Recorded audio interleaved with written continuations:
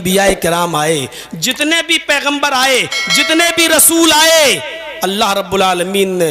ہر نبی کو نماز کا حکم دیا تھا۔ پڑھیے آپ، زکریہ علیہ السلام کے بارے میں قرآن کیا کہتا ہے، مریم علیہ السلام کے بارے میں قرآن کیا کہتا ہے،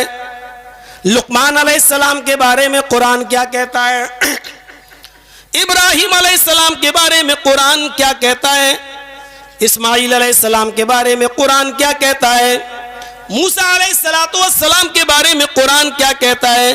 عیسیٰ علیہ السلام کے بارے میں قرآن کیا کہتا ہے، زکریا علیہ السلام کے بارے میں قرآن کہتا ہے وَنَادَتْهُ الْمَلَائِكَةُ وَهُوَ قَائِمٌ يُصَلِّي فِي الْمِحْرَابِ، جب فرشتوں نے ان کو پکارا، فرشتوں نے ان کو آواز دی، اس وقت وہ کھڑے تھے محراب کے اندر اور نماز پڑھ رہے تھے۔ یہ زکریا علیہ السلام کی صفت بتائی جا رہی ہے قرآن کے اندر۔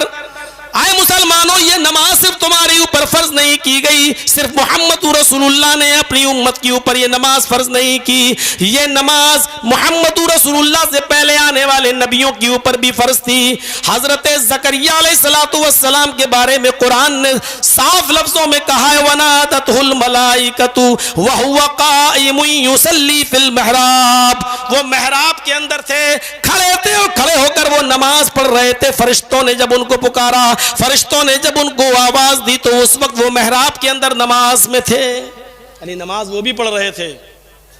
حضرت مریم، اللہ رب العالمین نے ان کو خصوصی طور پر حکم دیا یا مریم اقنتی لربک وسجدی وارقعی مع الراقین، آئے میری پیاری بندی، آئے مریم اپنے رب کے لیے عاجزی کر، اپنے رب کے سامنے جھک، اپنے رب کے سامنے سنجیدہ ہو جا، اپنے رب کے سامنے متانت سے پیش آ، عاجزی کر، اپنے رب کے سامنے عاجزی کر، وسجودی اور سجدہ کر، وارقعی مع الراقین اور رکوع کرنے والوں کے ساتھ رکوع کر۔ یہ مریم علیہ السلام کو اللہ کا، مریم علیہ السلام کو اللہ رب العالمین کا حکم ہے، اور خصوصی طور پر اللہ خود مریم سے کہہ رہا ہے یا مریم اقنتی لربک، اے مریم اپنے رب کے سامنے عاجزی کر، اپنے رب کے سامنے سنجیدہ ہو جا، سجدہ کر اور رکوع کرنے والوں کے ساتھ رکوع کر۔ حضرت لقمان علیہ السلام کی زندگی پڑھیے، اپنے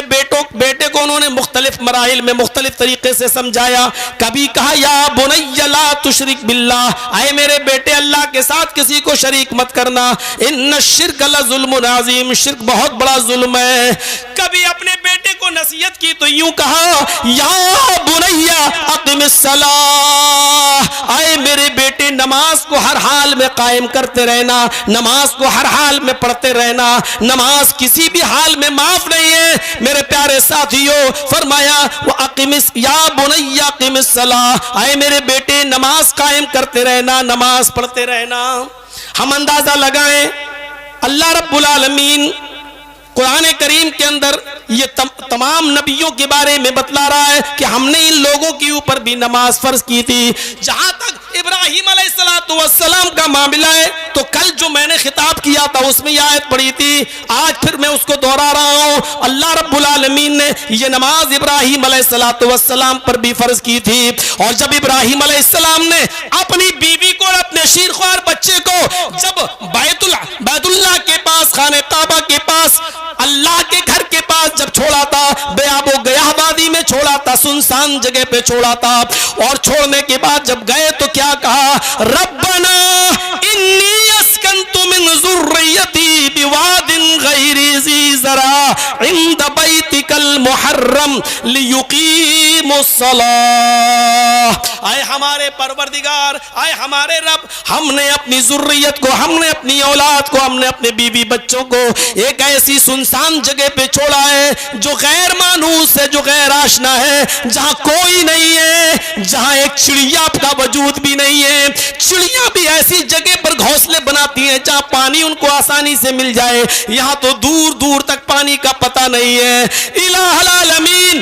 انی اسکنت من ذریتی